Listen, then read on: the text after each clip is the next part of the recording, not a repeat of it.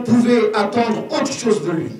Lui qui est né après l'indépendance de notre pays. Lui qui a fait la majeure partie de ses études supérieures au Sénégal. Lui qui est né de parents modestes.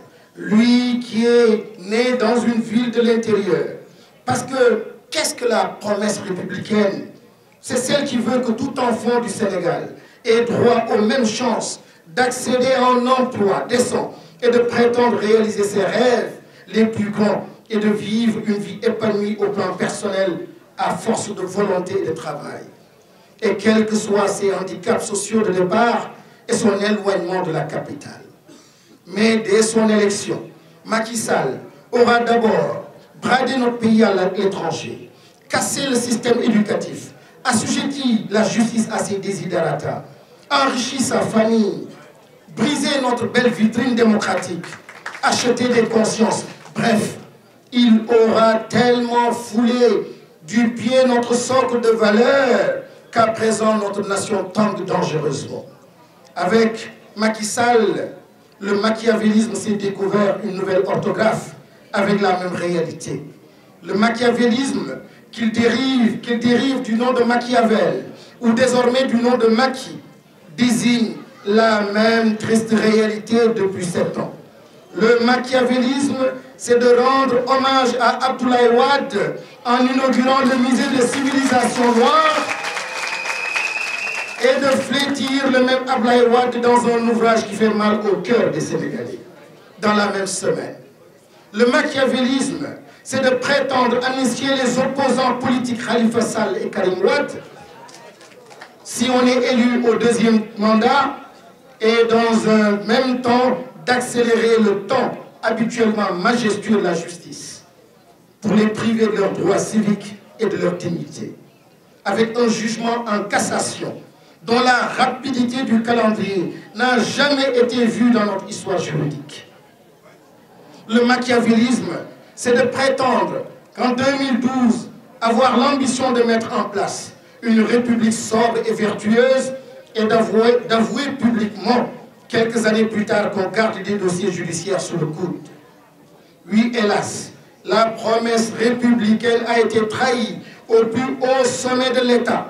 Napoléon a dit: ce sont les combats qui bien souvent préservent la République et les débats qui la perdent. Eh bien, Napoléon avait tort. Comme l'a prouvé l'histoire, qu'il a condamné, il a fini déchu et esselé sur l'îlot Sainte-Hélène où l'avaient exilé les Anglais après la défaite de la guerre de Waterloo où il est mort seul. Napoléon, à qui les révolutionnaires français qui ont conquis l'égalité pour tous ont confié la République et qui a confisqué cette République pour se faire couronner empereur et mettre tout son continent à feu et à sang par son désir de conquête guerrière, il avait tort. C'est le débat qui sauve les républiques.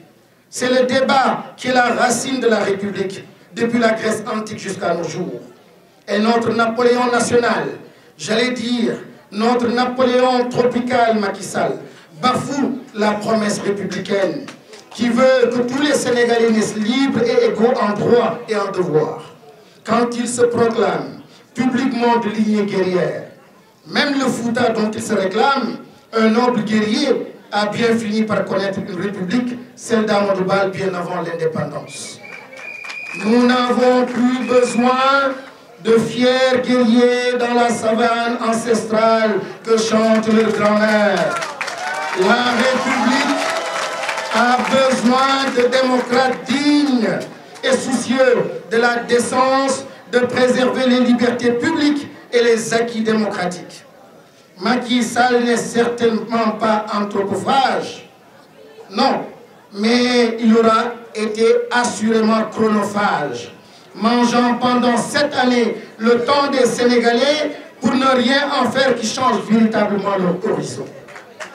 L'estimé et estimable Kéba Mbaye, le juge Kéba Mbaye, disait au président de la République qu'il installait dans ses fonctions le 1er janvier 1981 que les Sénégalais sont fatigués. À mon tour, Je vous le dis, Monsieur le Président de la République, les Sénégalais sont plus que fatigués.